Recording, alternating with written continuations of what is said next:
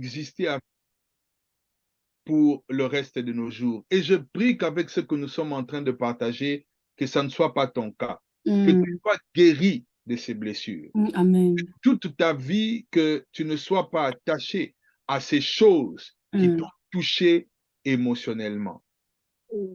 Et j'aimerais aussi dire que il y a des choses que nous vivons aujourd'hui dans le couple, mais qui ont commencé peut-être depuis l'enfance et on n'a pas été véritablement guéri de ces choses et nous continuons à vivre l'impact de ces troubles émotionnels, de ces blessures émotionnelles, même aujourd'hui dans nos mariages. Cela peut déterminer la qualité de nos vies, la qualité de nos couples, la santé de nos couples, alors que nous sommes des adultes, alors que nous sommes des parents. Les psychologues disent que parmi les blessures intérieures, le rejet fait partie des blessures les plus profondes. La blessure qu'on appelle rejet est considérée même par les psychologues bien-aimés comme étant une blessure véritablement profonde. Celui qui en souffre se sent rejeté dans son fort intérieur. Et il arrive qu'il puisse même interpréter tout ce qui se passe, même dans son mariage, par rapport à son mari, à travers le filtre de cette blessure. Parce que la personne est blessée, parce que le mari, la femme est blessée, elle se retrouve en train d'interpréter tout ce qui se passe par rapport à la blessure ressentie. Rejeter, si je devais définir, signifie s'opposer. Rejeter veut dire mépriser. Rejeter veut dire dénier. J'aimerais le répéter. Rejeter signifie s'opposer. Rejeter signifie mépriser ou dénier. Et on peut traduire ces trois définitions que je viens de donner par le sentiment de se sentir ne pas aimé du tout. Oui, bien aimé. Même dans le contexte du mariage, quelqu'un peut commencer à se sentir qu'il n'est pas aimé ou elle n'est pas aimée. Pourquoi? On sent qu'on s'oppose à vous, on sent qu'on vous méprise, vous sentez que vous êtes dénié. La personne qui ressent la blessure du rejet se sent repoussée. Cette personne se sent non reconnue par son mari, non reconnue par sa femme, à la dimension où elle attend être reconnue. Et cela l'empêche de s'épanouir. C'est donc une forme de mépris, un refus, un dénigrement que l'autre vous fait ressentir.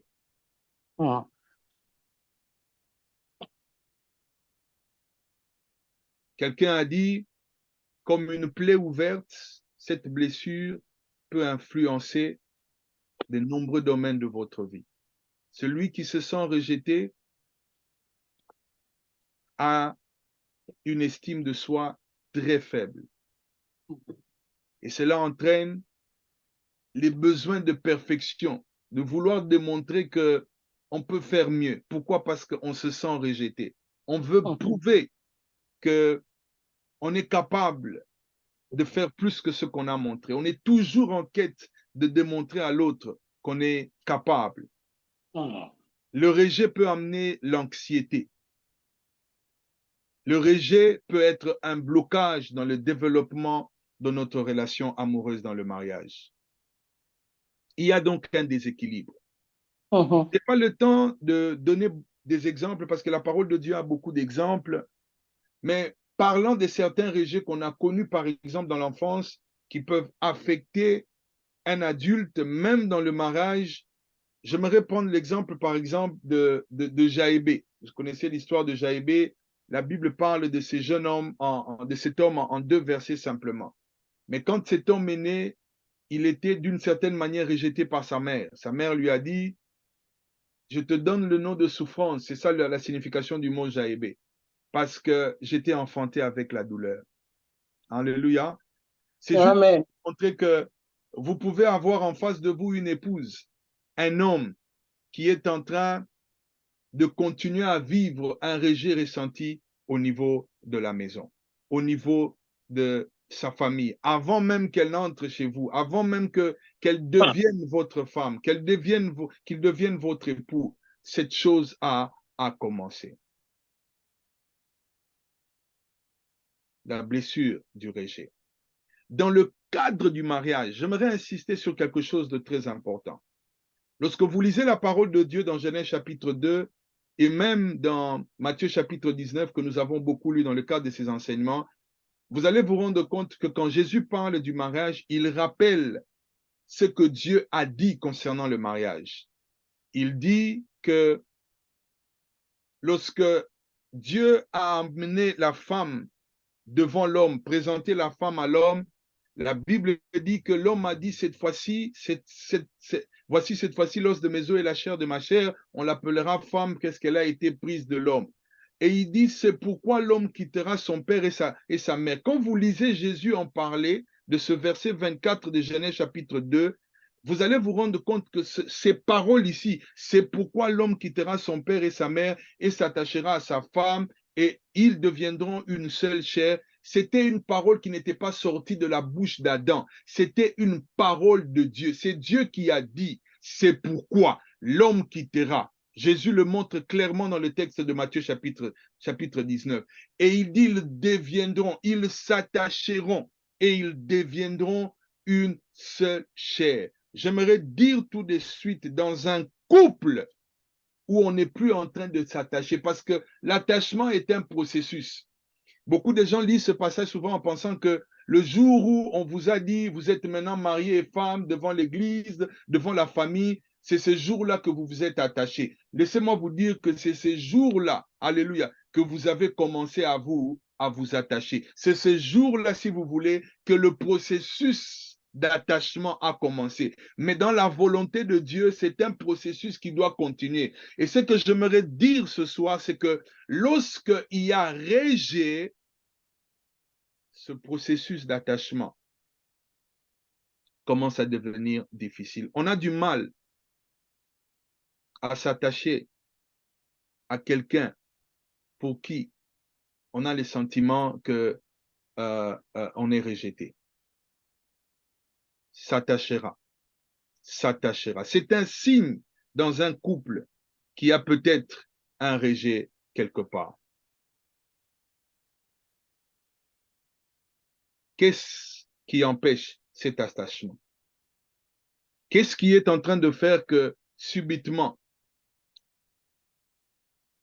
on ne ressent plus cet attachement envers son conjoint? Est-ce que le rejet est à la base de cela? J'aimerais dire que le rejet est aussi considéré comme un choc que l'on peut ressentir des fois par le fait d'avoir un sentiment qu'on n'a pas été bien accueilli. Alléluia, on n'a pas été bien accueilli. Voilà pourquoi, laissez-moi vous dire quelque chose, dans le cadre du mariage, les premières semaines, les premiers mois, les premières années du mariage sont très importantes. Certaines personnes qui m'écoutent ce soir, ce sentiment de rejet a commencé peut-être dès les premiers mois de votre mariage. Peut-être dès les premières années, il y a eu quelque chose qui s'est passé et qui a commencé à vous empêcher de vous attacher. Alléluia. Souvenez-vous que, bien-aimés dans le Seigneur, c'est la volonté de Dieu que l'attachement soit un processus continuel. Chacun de nous vient dans le mariage avec ses problèmes, c'est vrai. Chacun de nous vient dans le mariage avec son histoire, avec ses souvenirs, avec les réalités de comment il a grandi. Et souvent, quand on entre dans le mariage bien-aimé, on a l'espoir que tout ce qui n'a pas marché jusque-là se résolvera dans le mariage. On vient avec une attente presque impossible. On attend même que l'autre, alléluia, puisse être cette personne qui va nous guérir de toutes nos blessures. Les enfants de Dieu savent que pour que le mariage marche, On a besoin de son conjoint, mais on a besoin que dans notre mariage, que le Seigneur soit au centre. Alléluia. Ce que Dieu peut faire dans le mariage, on ne peut pas s'attendre que le mari le fasse. Et ce que, bien aimé, l'autre doit faire, on ne peut pas attendre que Dieu puisse nécessairement le faire. J'aimerais simplement vous dire que des fois, avec ces attentes-là avec lesquelles nous venons dans le mariage, bien aimé, il y a des choses qui peuvent se passer et qui peuvent emmener ce sentiment de rejet et empêcher l'attachement. Parmi ces choses, laissez-moi en citer. Le sentiment de rejet peut naître d'un manque de communication dans le mariage. Ça a été abordé dans le cadre des causes du divorce, mais écoutez-moi très bien, lorsqu'il n'y a pas communication, j'aimerais même ajouter, lorsqu'il n'y a pas communion, on peut commencer à se sentir rejeté par l'autre. On peut commencer à se poser des questions. Pourquoi on n'est jamais au courant de ce qui se passe? Peut-être parce qu'on ne compte pas. Peut-être parce qu'on n'a pas de la valeur. Parce qu'on se sent d'une certaine manière par ce manque de communication, bien aimé, repoussé, dénié et comment dénigrer. On n'a pas de la valeur. Ce n'est pas important que nous puissions être au courant de certaines choses. Et c'est tellement important, bien aimé, que je puisse ajouter l'aspect de la communion. Pourquoi j'ajoute l'aspect de la communion? Vous savez que, bien aimé, l'objectif de relations intimes, relations sexuelles, pour être plus clair, bien aimé, c'est aussi contribuer à l'attachement. Je ne sais pas si quelqu'un m'entend. Alléluia.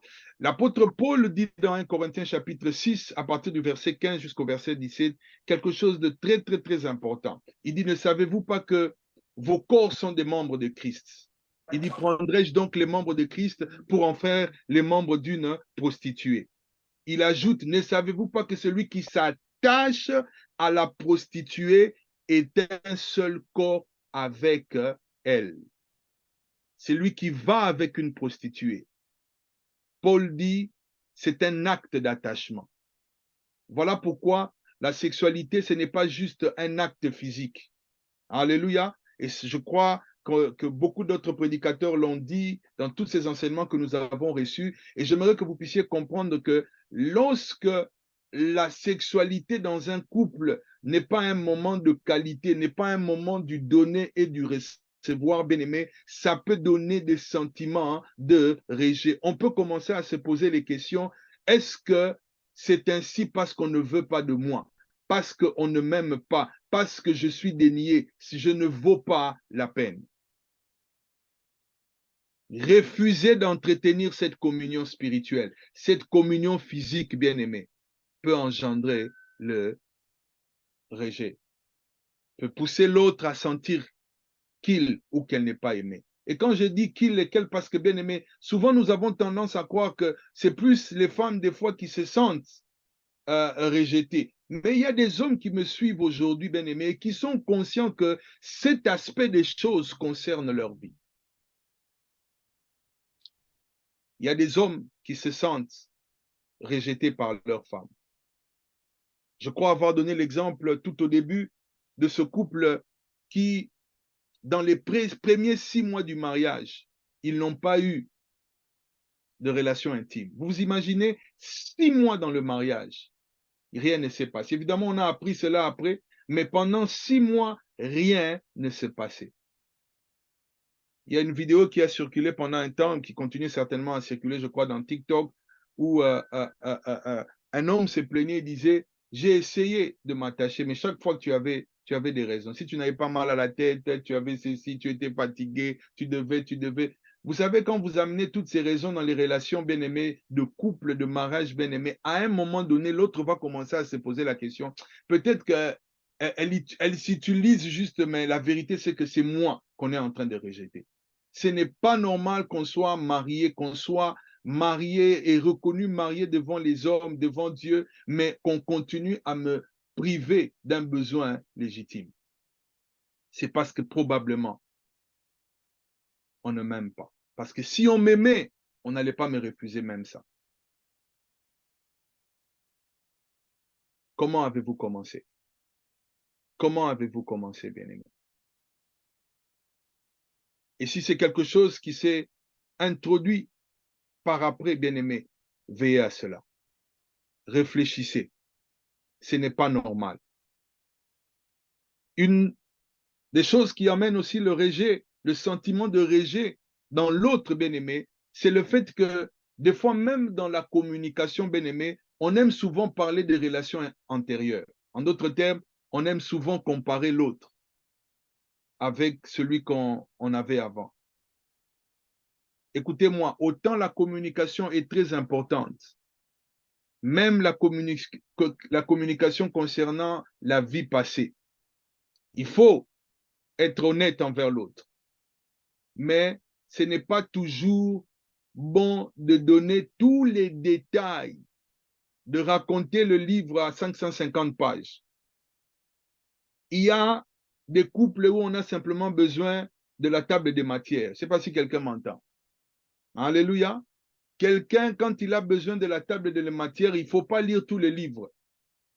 Parce qu'il y a des livres qui vont commencer, alléluia, à amener à cette comparaison. Elle me dit cela, il me dit cela parce qu'il estime que je dois être comme l'autre, je dois faire comme l'autre, je dois. C'est l'autre qui était meilleur. Je ne sais pas si quelqu'un m'entend. Fais attention à cette communication. Il faut apprendre, bien aimé, dans le mariage, à accepter la personne que vous avez en face de vous. Personne n'est parfait, qu'on ne vous trompe pas.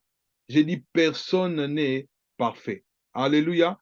Christ est parfait. Christ est le plus beau d'entre 10 000. Alléluia. Faites très attention. Lorsque dans votre communication, il y a comparaison.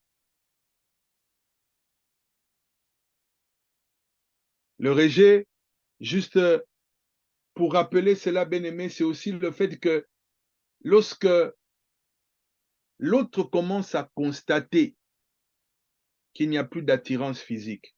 Ah oui. Alléluia. Je lisais en préparant ce message sur la crise que les hommes et les femmes connaissent après un certain âge, qu'on appelle pour les hommes en réalité crise de la quarantaine. Les femmes ont dit crise de la cinquantaine, mais il semble que ça peut arriver avant 50 ans. Il y a une certaine crise qui peut se manifester lorsque l'âge commence à avancer ou l'autre commence à se poser des questions. Et si on ne rassure pas l'autre, alléluia, parce que la vérité c'est que, bien aimé, peu importe la beauté que tu avais quand tu avais, je ne sais pas moi quel âge, à un certain âge, bien aimé, le corps est impacté. Après la maternité, le corps est impacté. Alléluia. Même les hommes bien-aimés, on ne reste pas jeune. Mais la crise de la quarantaine, la crise de la cinquantaine, c'est parce qu'à un moment donné, psychologiquement, je ne sais pas, mais on a le sentiment de vouloir redevenir ce qu'on était quand on était jeune et on n'est plus sûr de soi. Et lorsqu'on a en face de soi quelqu'un qui ne nous rassure pas, on peut se sentir rejeté. Rejeté, bien-aimé. Alléluia.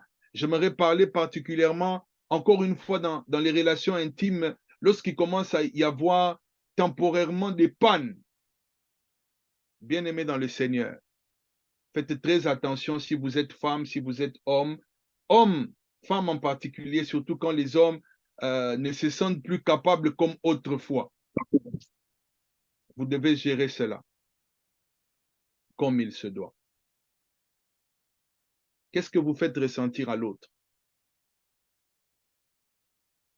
lorsqu'il y a des moments de trouble dans la sexualité? L'histoire de Jacob est intéressante, bien-aimé. Dans Genèse chapitre 29, à partir du verset 30 jusqu'au verset 32, vous connaissez l'histoire, je ne vais pas lire dans les détails.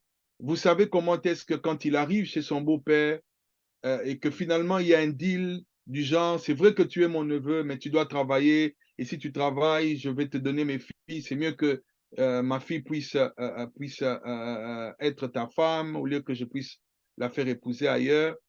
Et la Bible dit, Laban avait 2 filles. L'aînée s'appelait Léa et la cadette s'appelait Rachel. La Bible dit, Léa avait les yeux délicats, mais Rachel était belle de taille et belle de figure. J'aimerais en passant, avant que j'aille plus loin, il faut faire très attention lorsqu'on a négligé, bien aimé, le côté physique en se mariant. Vous savez, il est possible que vous puissiez vous marier en négligeant cet aspect-là. Amen. Hein? Si vous êtes déjà marié, bien aimé, vous devez prendre conscience que le physique passe. Amen. Hein? Mais il y a des blessures aujourd'hui que les autres ressentent parce que vous n'avez pas pris, bien aimé, soin d'être honnête avec vous-même. Et aujourd'hui, vous regrettez le choix et vous faites vivre à l'autre le rejet parce que vous êtes en train de regretter votre choix. Et si vous êtes enfant de Dieu, ce n'est pas une raison de divorcer parce que vous regrettez votre choix en termes de ce que vos yeux aujourd'hui voient. La Bible dit Jacob aimait Rachel. Jacob aimait Rachel. Et il dit, je te servirai 7 ans pour Rachel. Vous vous rendez compte? Ta fille cadette. Le beau-père va accepter. Il va travailler pendant 7 ans. La Bible dit, ces 7 ans furent à ses yeux comme quelques jours parce qu'il l'aimait. Quand on aime, on ne compte pas les années. J'ai dit, quand on aime, on ne compte pas les années. Lorsque vous commencez à compter les années, c'est un signe que l'amour a commencé à diminuer. Donne-moi ma femme, dit-il, car j'ai accompli mon temps de servir et je voudrais l'épouser. Il y aura festin et on va lui donner la femme. Et la Bible dit, c'est le lendemain matin que Jacob va se rendre compte que ce n'était pas Rachel, mais que c'était Léa. Jacob va dire à Laban, que m'as-tu fait? Il va dire, mais bon, ce n'est pas grave, tu m'as trompé et tout, mais il dit, écoute, travaille encore 1 semaine, en d'autres termes, 7 ans, et je te donnerai celle que tu veux. Il va terminer la semaine, donc les 7 ans. La Bible dit, Jacob va s'unir. J'aimerais vraiment qu'en disant cela, que vous vous rappelez à la notion d'attachement. C'est quelque chose qu'on n'a pas ressenti quand on parlait de Léa. Il va s'unir aussi à Rachel, qu'il l'aimait plus que Léa. La Bible montre que Léa, dans ce mariage, ne s'est jamais sentie acceptée, aimée. Elle s'est toujours sentie rejetée. Et on constate cela lorsque les enfants commencent à venir. La Bible dit que lorsque les enfants commencent à venir, Dieu a décidé de donner des enfants à Léa. La Bible dit, l'Éternel vit au verset 31 que Léa n'était pas aimée. J'aimerais dire que quand tu n'aimes pas, même Dieu voit que tu n'aimes plus ta femme. Il va la rendre féconde, tandis que Rachel était stérile. La Bible dit, verset 32, Léa devint enceinte. J'aimerais vous montrer quelque chose de très important. Elle va enfanter un autre fils. Il va donner le nom de Ruben. La Bible dit, ce nom qu'elle va donner, c'est parce que, dit-elle, suivez bien son langage, l'Éternel a vu mon humiliation. Lorsqu'on se sent rejeté, on se sent aussi humilié. C'est un autre sentiment de rejet. Donc, vous comprenez que même si on n'aura peut-être pas le temps de parler de l'humiliation, les humiliations viennent du rejet aussi. Il dit, maintenant mon mari m'aimera. Elle espère toujours. Celui qui se sent rejeté essaye malgré tout de fournir des efforts pour se dire, peut-être que si je fais ceci, on va m'aimer. Il dit, l'Éternel a vu mon humiliation. Ce qui est intéressant, bien-aimé, au verset 33, elle tombe encore enceinte. Elle enfante un fils et elle dit, l'Éternel a entendu que je n'étais pas aimé. J'aimerais qu'on puisse vraiment noter cela.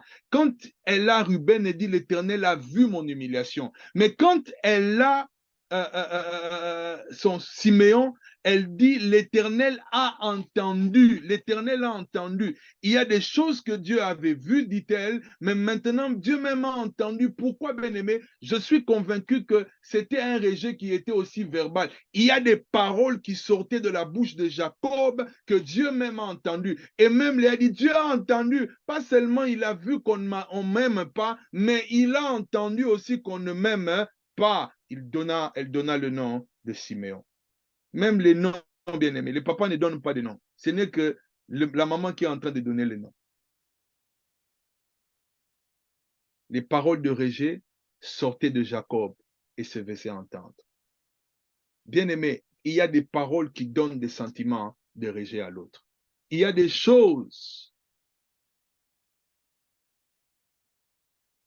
qui sortent de ta bouche qui a causé le rejet. Bien-aimé dans le Seigneur, combien de mariés, à cause des disputes, arrivent à dire si je savais, si je savais, si je savais. Bien-aimé, il faut faire très attention aux paroles. Le monde a été créé par la parole.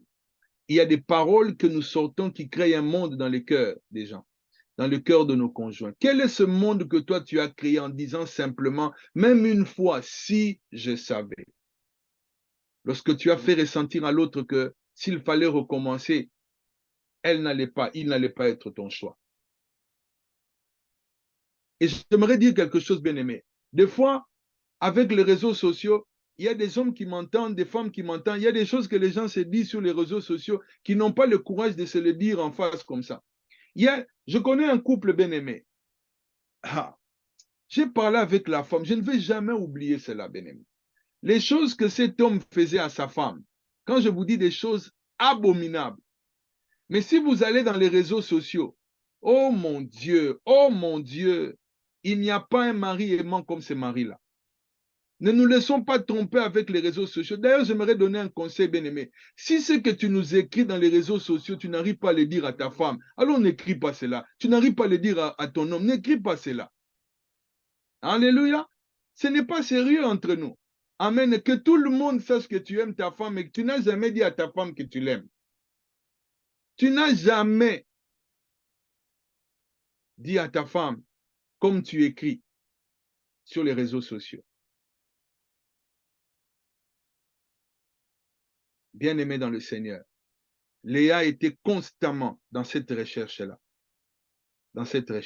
Au point que quand elle a Lévi, elle dit même, écoutez, elle devait encore enceinte au verset 34, il dit, cette fois-ci, mon mari s'attachera à moi. Waouh! Mon mari s'attachera. Vous comprenez? L'attachement n'existait pas. Malheureusement, ce n'était pas le cas. Quand elle va avoir Judas, vous connaissez, elle va arrêter de compter sur le mari. Elle va dire, je louerai l'Éternel. Je louerai les. Bien-aimé, il y a une vie de prière, il y a un attachement à Dieu qui peut être un signe que il y a un sentiment de rejet. Parce qu'on a tellement espéré que ça change. Comme ça ne change pas, on dit à Dieu, oh mon Dieu, je m'attache à toi simplement. Mais Dieu voit qu'en tant qu'homme, en tant que femme, tu n'es pas en train de rejouer ton rôle. Bien-aimé dans le Seigneur, j'aimerais finir avec le sentiment de rejet qui vient dans certains couples à cause de certaines maladies. Oui, les maladies dans le mariage, malheureusement, bien aimé, peuvent amener le rejet de la part des autres conjoints, de l'autre conjoint. Je n'ai pas le temps d'aller dans les détails ici, mais l'histoire de la femme à la perte de sang est intéressante. Quand vous lisez certaines histoires dans la Bible de guérison que Jésus a opérées, on aime beaucoup nous donner des détails sur les noms des personnes qui souffrent. Vous connaissez par exemple Bartimée, vous connaissez Jairus et tant d'autres. Mais il y a des histoires comme ça où on ne nous donne pas le nom. Et le cas de cette femme est intéressant parce que, bien aimé, son nom est associé à son problème.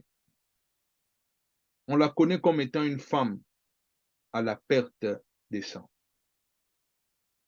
À la perte des sangs. C'est tout ce. On sait, c'est ça son identité. Ça veut dire la maladie.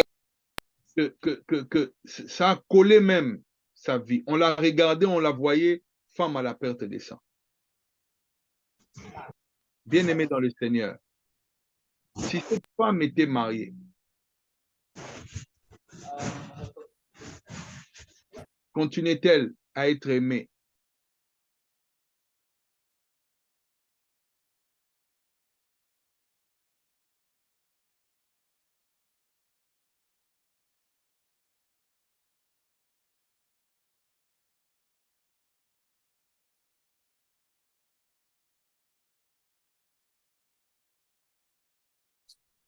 Parce que tu es en mute, on ne t'entend plus, hein?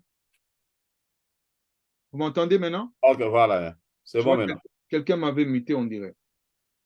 Non, c'est bon maintenant. J'aimerais dire, bien-aimé,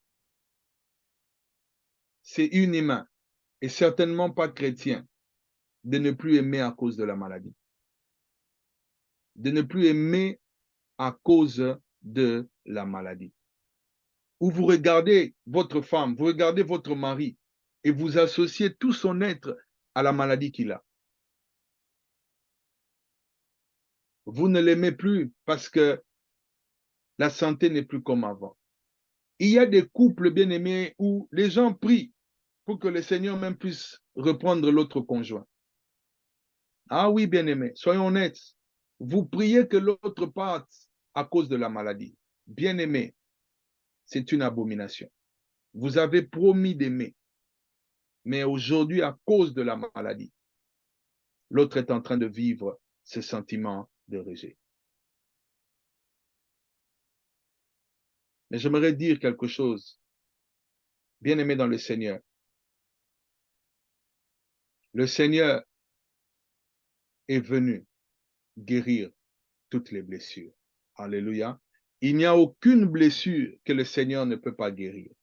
J'ai dit, il n'y a aucune blessure. Amen. Il n'y a aucune blessure. Oui. Alléluia. Oui. J'aimerais que, en parlant de ces choses, que tu prennes conscience. Là où les hommes t'ont blessé. Quand je dis les hommes, je dis ton mari, ta femme. Le Seigneur est capable de te guérir. Le Seigneur est capable de te guérir.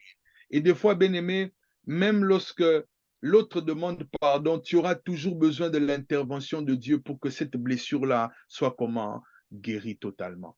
Et je crois qu'avec ce que nous sommes en train de partager, nous avons parlé avec le couple Inquière et nous aurons un moment de prière où nous allons clôturer en parlant de comment être guéri, mais aussi de prier parce qu'il y a des blessures aussi qui ont ouvert des portes aux démons dans nos vies. Dieu est capable de restaurer. Amen, amen. Amen. L'opportunité aux questions, je me suis rendu compte que le temps est en train d'avancer. Je ne sais pas s'il y a des questions. J'aimerais rappeler, nous aurons un temps de prière, vraiment un temps consacré à prier, prier, prier, prier pour que le Seigneur agisse. Je ne sais pas s'il y a des questions, mais s'il y a des questions, sentez-vous libre de poser ces questions. Amen.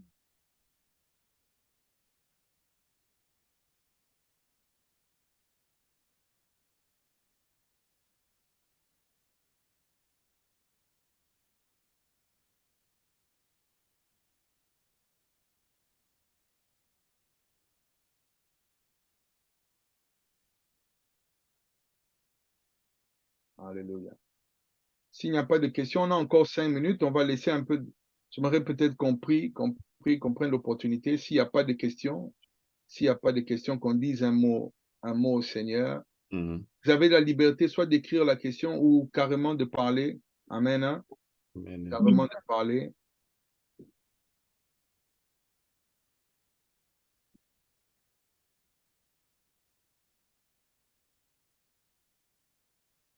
Alléluia. Amen. Amen. Hein? Amen. On va prier un peu. Et on peut prier. Il n'y a pas de question aujourd'hui. Oh mon Dieu. Il y a une question. Que faire si l'un de conjoints est dans la sorcellerie et ne veut pas se convertir? L'un de conjoints est dans la sorcellerie et ne veut pas se convertir. Alors, la vérité, c'est que la sorcellerie ne peut pas être une cause de divorce. Amen. La Bible est claire. J'aimerais déjà le dire, même si la question n'est pas est-ce qu'on peut divorcer d'une sorcière. La sorcellerie n'est pas une cause de divorce. La sorcellerie, c'est un péché. Et donc, si vous aviez un conjoint qui, par exemple, vivait dans le péché, en tant qu'enfant de Dieu, vous devez prier. Parce que ce n'est pas à vous de convertir qui que ce soit. Personne n'a la capacité de convertir qui que ce soit. Nous tous ici, si on est convertis, c'est parce que c'est Dieu qui a changé nos cœurs. Alléluia. Amen. La responsabilité du conjoint, c'est de prier pour que Dieu touche celui ou celle qui est sorcière dans le mariage, sorcier dans le mariage, afin qu'il soit sauvé. Si vous aviez un enfant qui était sorcier, qu'est-ce que vous allez faire? Alléluia. Si vous aviez un parent qui était sorcier. Amen. Jésus est venu aussi sauver les sorciers. Est-ce que vous le croyez? J'ai dit Jésus est venu sauver les sorciers. Alléluia. Amen. Jésus Amen. déteste la sorcellerie, mais il aime les sorciers. Il nous a demandé d'aimer notre prochain. J'aimerais dire quelque chose de très important que chrétiens nous oublions des fois. L'un des rôles que nous avons dans le mariage, c'est d'être aussi, alléluia, des encadreurs ou des gagneurs d'âme ou des soutiens spirituels. Souvent dans les mariages, les chrétiens ont facile à soutenir les couples des autres, les problèmes, mais leurs propres problèmes. Vous savez, quand Job est tombé malade, à un moment donné, l'un de ses amis lui a dit, toi ici, quand tu étais bien, tu réconfortais les autres. Maintenant c'est ton tour, tu ne sais plus. On essaie de te réconforter, tu n'entends plus. Amen. Bien-aimé, c'est ton rôle de prier pour la conversion. Amen, hein, de l'autre. Alléluia. Si l'autre décide de partir, ça c'est autre chose. Mais nous parlons du contexte où, bien aimé, l'autre décide d'être avec toi, malgré sa sorcellerie. Amen, hein. Il faudra prier. Prier pour que le Seigneur fasse grâce. Alléluia. Amen.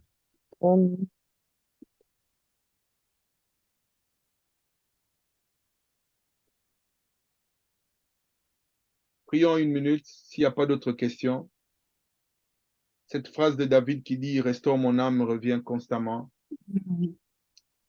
Si tu es là et que ce qui a été dit te concerne d'une manière ou d'une autre, dis « Seigneur, restaure mon âme ». Seigneur, restaure mon âme. Alléluia. J'aimerais particulièrement, si tu es là, tu te sens rejeté, que tu dis « Seigneur, Seigneur, restaure mon âme. Restaure mon âme. Restaure, Seigneur. Restaure mon âme, Seigneur. Restaure, Seigneur. Restaure mon âme. Donne-moi la capacité d'aimer encore. Restaure, Donne-moi la capacité de pardonner. Restaure, Alléluia. Père Guéris éternel, mon âme. les âmes Alléluia. blessées, Seigneur. David priait parce qu'il avait besoin que Restaure Dieu le les âmes restaure. blessées, Seigneur. Dis à Dieu, restaure mon âme. Restaure mon âme, s'il te plaît. Restaure, Restaure Père mon âme. éternel, Restaure guéris, mon âme. Seigneur. Restaure mon âme. Alléluia. Guéris toute Obras âme blessée, tikerema Seigneur. ikanta. Alléluia.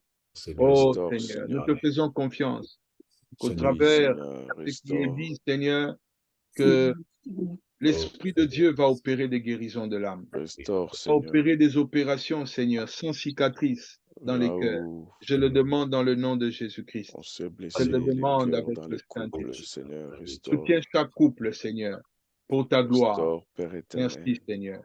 Fais-nous grâce. Amen. Ta grâce, Amen. Seigneur. Alléluia. Amen, amen. Amen. Amen. Dieu nous bénisse. Je remets la parole à Papa Rudy. Merci beaucoup, Pasteur Marcelin. Que l'Éternel te bénisse. Vraiment, merci pour le message. Bien-aimés, donc merci à vous tous qui sont présents aujourd'hui. Que l'Éternel vous bénisse.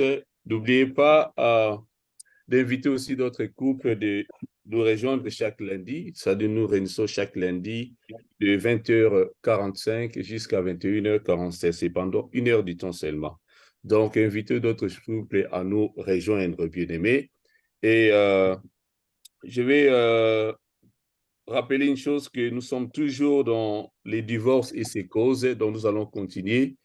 C'est vrai, on avait commencé avec le pasteur Maman Gisèle, et puis là, c'est le pasteur Marcelin qui continue à parler sur les causes de les divorces et ses causes. C'est-à-dire, comme il a dit, nous aurons un moment de prière quand Maman Gisèle va parler aussi, le pasteur aussi va intervenir, nous donner un peu des remèdes. Et puis, après cela, bien aimé, nous devons nous préparer à passer un moment dans la prière. Nous aurons une journée, plutôt 1 heure de prière où nous allons prier ensemble, prier pour les blessures intérieures, prier pour d'autres causes de divorce. Donc, n'oubliez pas, bien aimé. Et vraiment, que l'Éternel vous bénisse abondamment. Je vais vous rappeler que nous avons aussi un YouTube channel, c'est-à-dire si vous avez raté peut-être le lundi passé. Donc, on les download toujours dans notre YouTube channel. C'est-à-dire, vous pouvez vous connecter là-bas. Et surtout, je rappelle qu'il faut plus, bien aimé, demander des questions. On a besoin plus de vous écouter. Sentez vraiment libre de s'exprimer, bien aimé. Si vous avez des questions, nous avons aussi un email. Donc, vous pouvez nous écrire sur notre email ou appeler afin que nous puissions partager vos questions. Vous savez, votre question peut bénéficier à l'ensemble. Peut-être quelqu'un peut bénéficier par rapport à la question que vous allez poser. Que l'Éternel vous bénisse vraiment abondamment. Je vais demander au pasteur Marc de clôturer la prière ce soir, de recommander tous les couples et toutes les familles qui se sont connectées ce soir. Pasteur Marc, à vous la parole. Merci. Seigneur, nous te disons merci pour ce temps passé, un temps vraiment agréable où tu as adressé les problèmes de nos cœurs, Père éternel, pour lequel nous te sommes infiniment reconnaissants. Nous te prions pour ton serviteur que tu as utilisé, le pasteur Marcel, que tu restaures toute vertu qui est sortie de lui et que son onction soit rafraîchie, Père éternel, que chaque fois qu'il parlera, et que cela soit thérapeutique pour guérir les âmes et pour restaurer, Père éternel, tous les couples afin de retourner à Éden, comme c'est la mission et la vision de cette plateforme. Amen. Merci pour mon frère et ma sœur que tu as touché ce soir. Merci parce que tu as écouté nos prières alors que nous avons chassé l'esprit de divorce. Merci, Père éternel. Nous te sommes infiniment reconnaissants. Bénis Papa Nanou et Papa Rudy et Maman Nanou. Amen. Que tu leur augmentes en sagesse davantage. Amen. Garde-nous fidèles à toi, Seigneur, dans nos couples. Que tu nous aides à nous soutenir et à nous supporter, à nous tolérer mutuellement. Amen. Et surtout à nous encourager dans les voies de la justice. Si jamais tu revenais ce soir, nous voulons, en tant que couple, nous tous être enlevés et nous retrouver dans ta gloire. Amen. C'est aussi pour cette cause-là que tu as créé le mariage, pour que nous nous encourageons dans tes voies, afin d'hériter ensemble le ciel. Amen. Nous te disons merci, Seigneur. Que tu nous donnes un sommeil calme et paisible. Amen. Utilise nos rêves, Père éternel, pour nous révéler d'autres choses cachées, pour nous communiquer ta sagesse et ton intelligence. Au nom de Jésus, nous avons ainsi prié. Amen. Amen. Amen. Voilà, merci beaucoup et puis bonne nuit. Amen. Bonne nuit. Bonne nuit. Merci, merci. Merci, Pasteur Marcel. Merci, Pasteur Marcel. Merci, Pasteur Marcel. Merci, Pasteur Marc. Merci, Pasteur Marc. Merci, Pasteur Marcelin. Merci, Papa. Merci. Merci beaucoup, ma maman. Bonsoir. Bonsoir. Bonsoir. Bye. Bye bye.